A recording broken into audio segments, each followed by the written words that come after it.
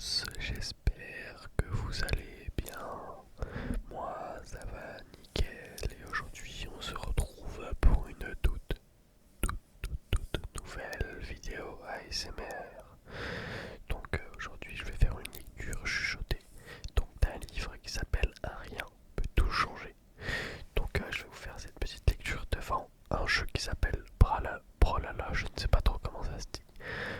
Donc avant tout, je tiens à vous préciser,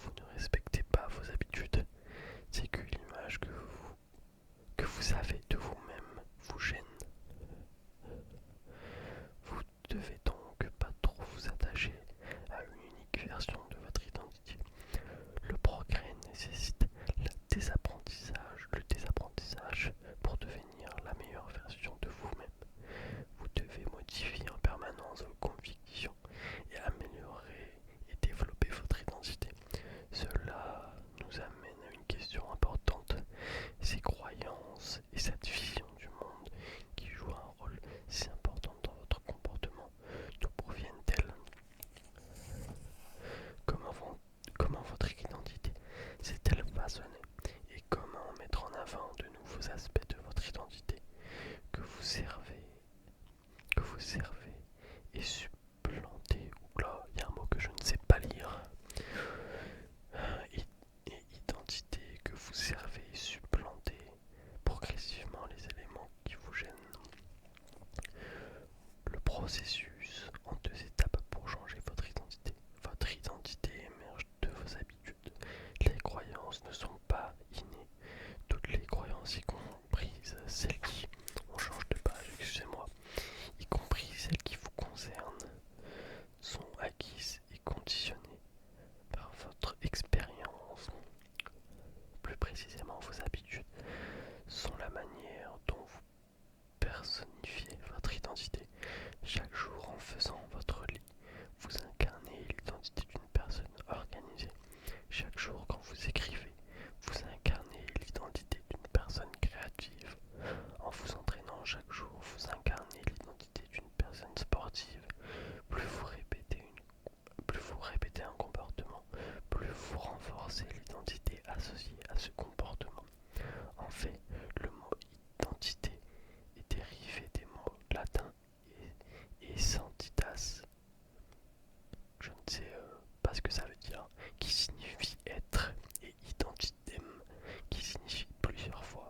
Votre identité est littéralement votre être répété.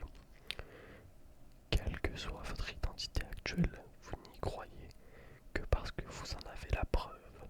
En allant à l'église tous les dimanches pendant 20 ans, vous avez la preuve que vous pratiquez votre religion. En étudiant la biologie pendant 1 heure tous les soirs, vous avez la preuve que vous êtes studieux.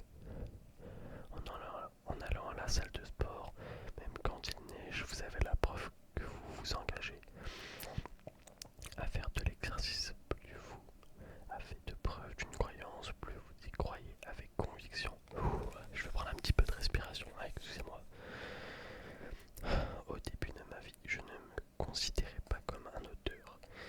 Si vous posiez la question à l'un de mes professeurs de lycée ou d'université, il vous dirait au mieux que j'étais un rédacteur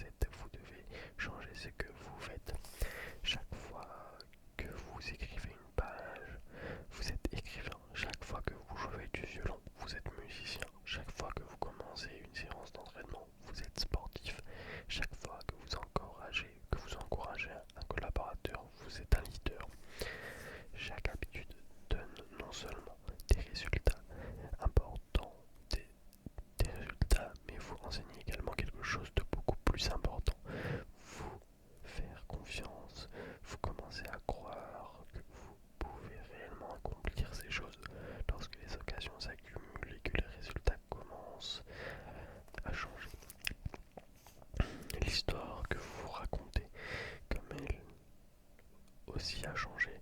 Bien sûr, cela fonctionne aussi dans le sens inverse. À chaque fois que vous choisissez de prendre une mauvaise habitude, vous faites un pas vers l'identité qui en découle. La bonne nouvelle, c'est que vous n'avez pas besoin d'être parfait. Dans toute élection, il y aura des votes pour les deux camps.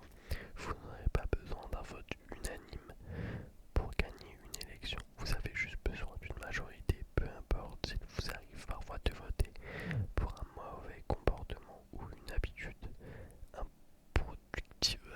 Votre objectif est simplement de gagner la majorité du temps. Une nouvelle identité exige de nouvelles habitudes. Si vous continuez d'appliquer les mêmes habitudes que par le temps passé, vous obtiendrez les résultats que vous avez toujours obtenus. Si rien ne change, rien ne changera. C'est un processus simple en 2 étapes. Décidez du type de personne que vous souhaitez devenir. Prouvez-vous que vous souhaitez devenir ce type de personne en gagnant des petites victoires. Et voilà, donc on va pas aller plus loin pour aujourd'hui. Donc là on a bien lu 3-4 pages je crois.